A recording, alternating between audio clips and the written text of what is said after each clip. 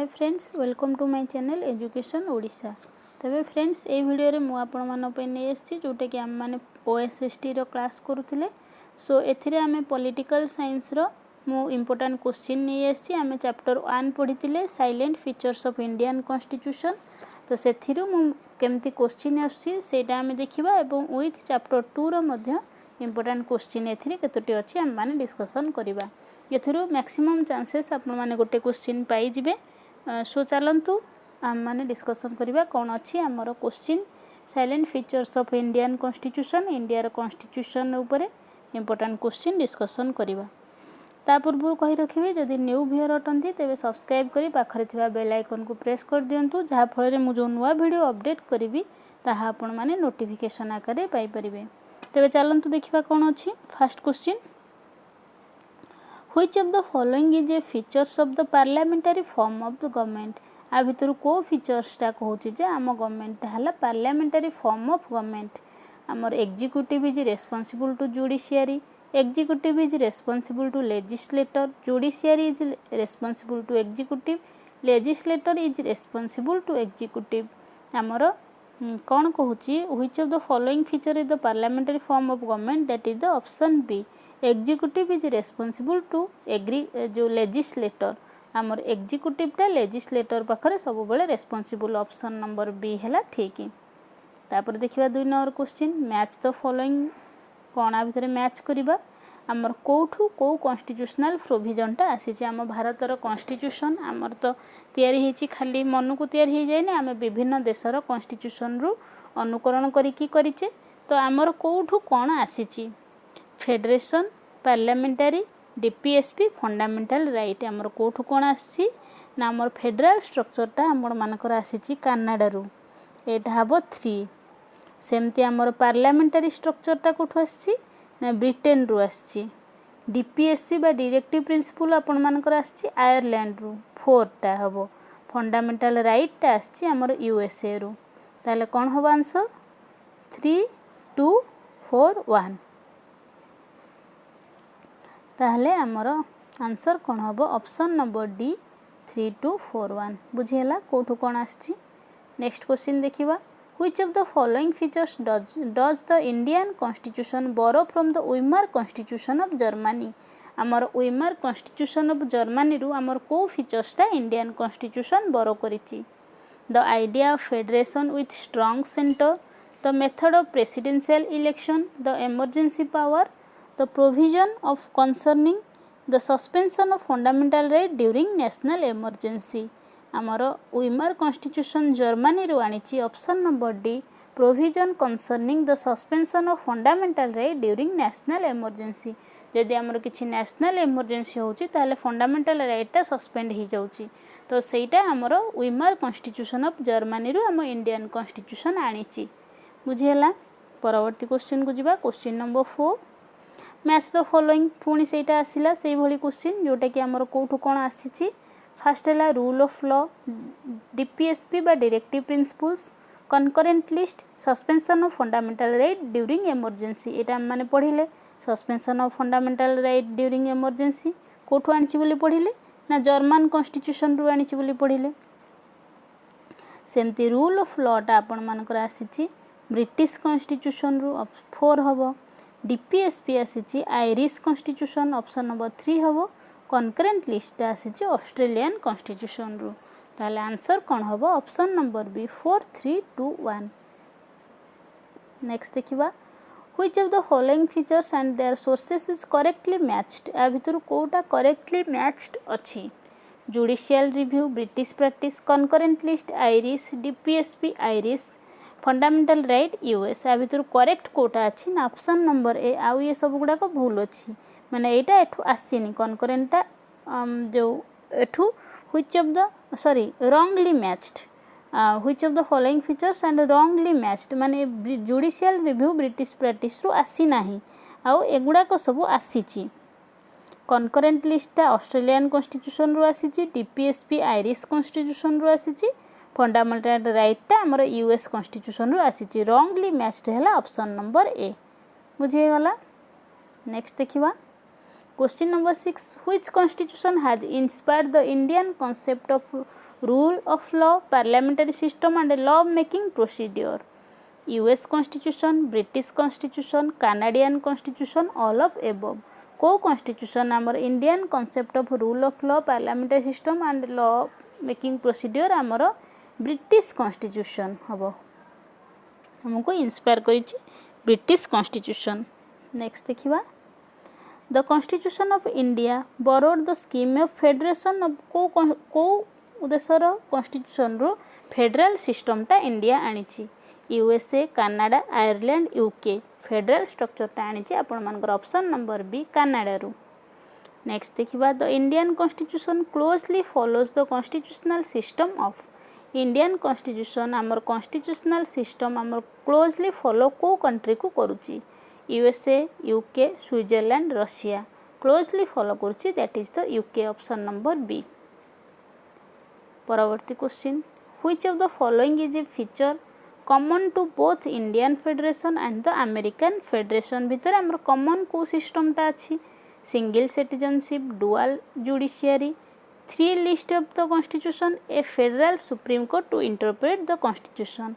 कौन हम ना option number D the federal supreme court गोटे रोचे आमर कॉन्स्टिट्यूशन को इंटरप्रेट करने को.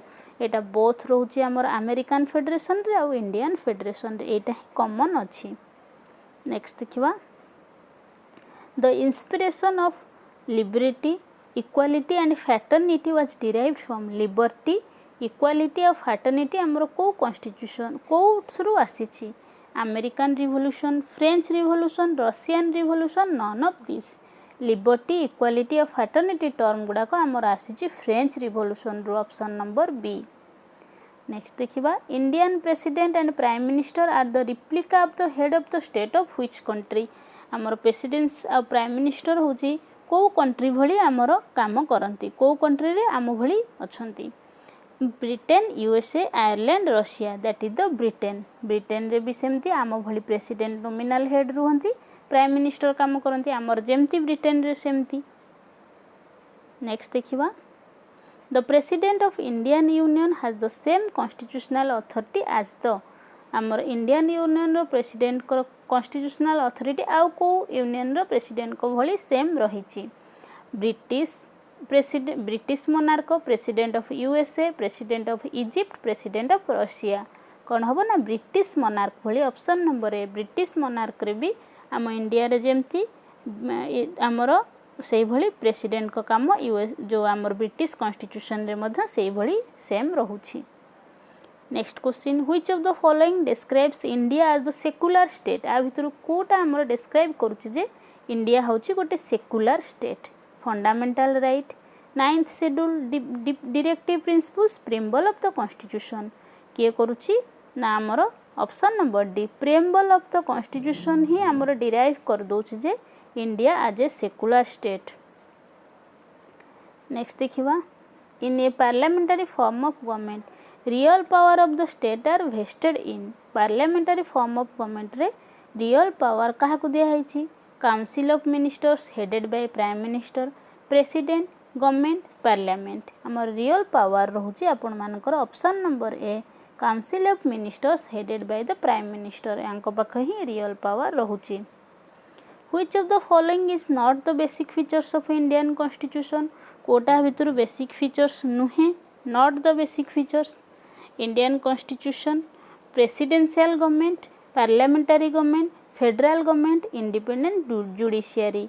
आमर कोटा आमर बेसिक फीचर्स नुहे that is the presidential government. एटा आमर बेसिक फीचर्स नुहे.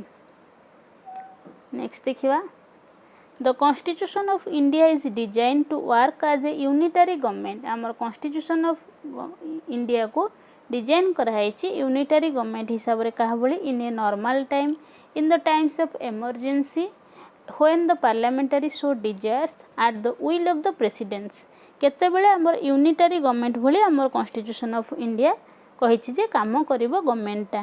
केते बेले ना हमर जेते बेले इमरजेंसी लागिथो in the time of emergency, emergency रे हमर पूरा यूनिटरी गवर्नमेंट काम करिवो. नेक्स्ट देखिबा which of the following features of the constitution of India does not resemble the American constitution.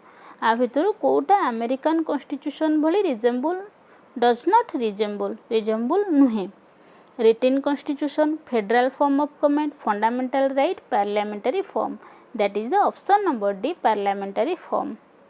Next देखिवा from which of the countries constitution of India has adopted fundamental duties fundamental duty आमर को country रु आसी USA Canada एस्टफाइल USSR UK आमर कोठु आसी ना USSR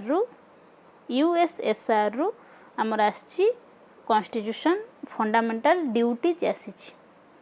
next देखिवा the word socialist जोटा आमर एडेड कराई प्रिएम्बल रु तार मेन एम टा कौन eliminate inequality in economic and political status eliminate inequality in political and religious affair eliminate inequality in income status and standards of life eliminate class based society आमर जो socialist जोटा preamble रे add होईची तार main M कौन रोचे ना eliminate inequality in economic and political status economic political status रे हमर इनइक्वालिटी एलिमिनेट हबो। नेक्स्ट देखिबा which of the pairs is correctly matched आ भितरु को पेयरटा करेक्टली मैच होईची मु करेक्टटा कोटा कहूची कारण भूल गुड़ा कहले आपनकर माइंड रे बसी जिवो करेक्टटा हला आदर करेक्ट मैचटा हला secular means state is without any religious in it so आमर कोनोसी राष्ट्रीय धर्म नाही बुझेला एटा ही करेक्टली मैच्ड। नेक्स्ट हला the preamble enshrines certain ideals that were first spelled out in आमर जोटा कि प्रेम्बल रे आमर केते गुडा आइडिया रही जोटा कि फास्ट कोठे एटा शो करा हेतिला the speech by Jawaharlal Nehru on the bank of Ravi when he called for Purna Swaraj the Nehru report the resolution adopted as Karachi session of INC objective resolution adopted by constitutional assembly कौन हम ना option number D objective resolution adopted by constitutional assembly रु ही आमर preamble रु idea गुड़ाक से ही fast objective resolution रे किछि आइडिया थिला।